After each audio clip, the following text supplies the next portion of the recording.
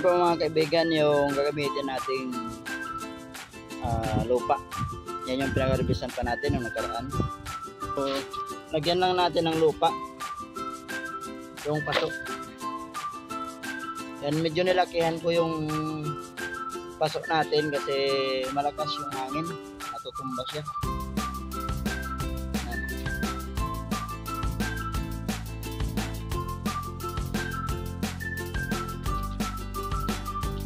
Hindi lang muna masyado puno. Saka na natin pupunuin yan pag nailagay na natin yung pichay.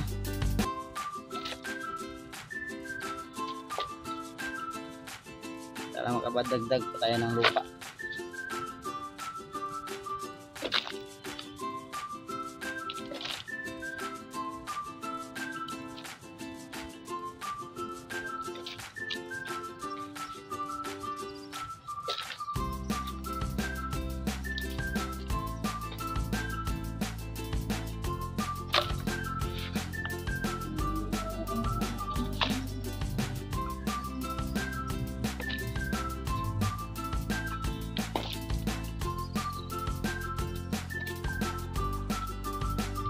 So, yan yung ano natin, oh.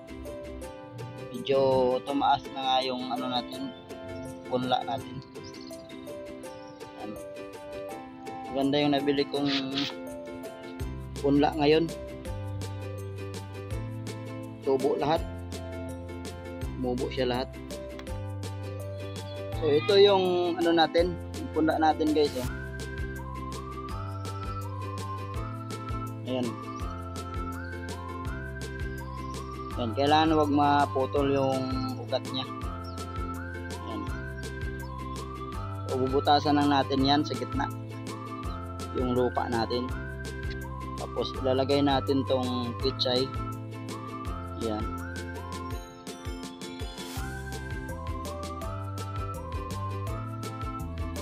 Katabunan natin ng lupa.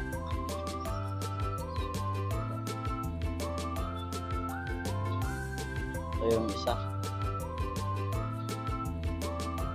Ayan ang mga kaibigan, no?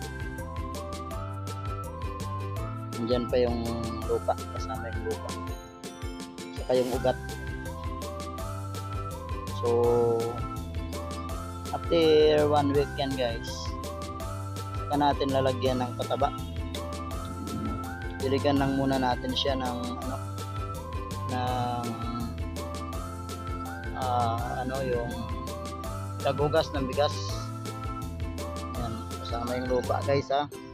Kailangan wag maputol yung ugat para mabilis lumaki yung ano natin, yung pichay natin.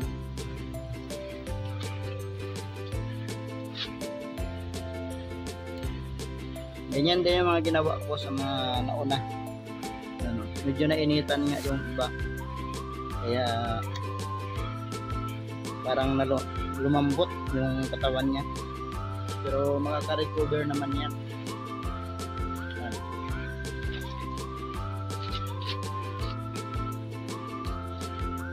Tapos dagdagan natin ng lupa guys, kasi pag diniligan natin yan, i-impis yung lupa na yan.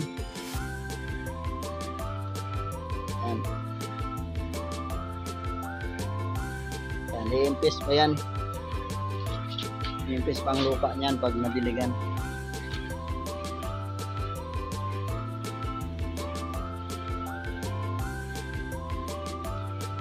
Tapos diligan lang natin yan guys ng umaga at hapon, o yung malapit na magabi.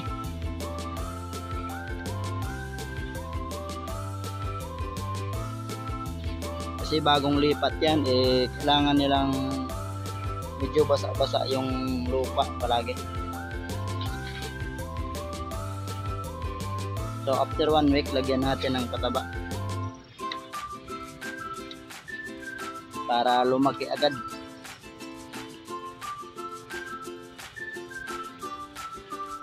Yan.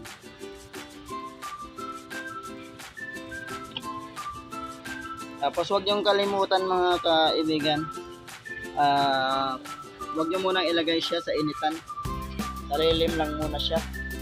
Ito nga, sa lilim lang siya nakalagay, pero ayan o, medyo natuyo pa rin yung katawan ng pichay natin. Pero sakaling hindi man siya maka-recover, palitan natin siya ng bago kasi marami pa naman siya. Marami pa tayong reserva dyan. Ayan.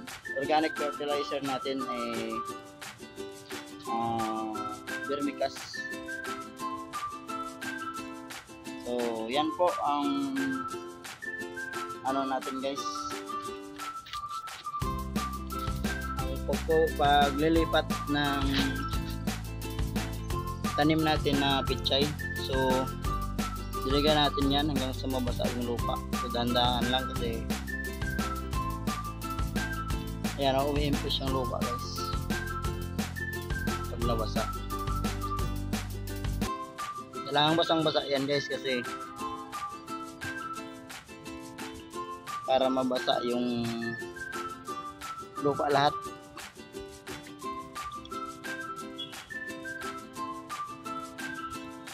Kahit bukas yan, unti na lang ididilig mo sa umaga. So yan po, ang video ko na to ay dito na magtatapos. Kung paano mag-transplant ng pichay. So abagan natin yan, update natin yan hanggang sa mag-harvest.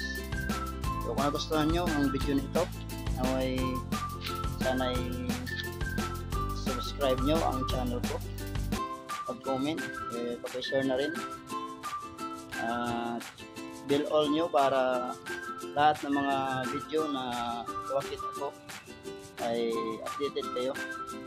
Maraming salamat.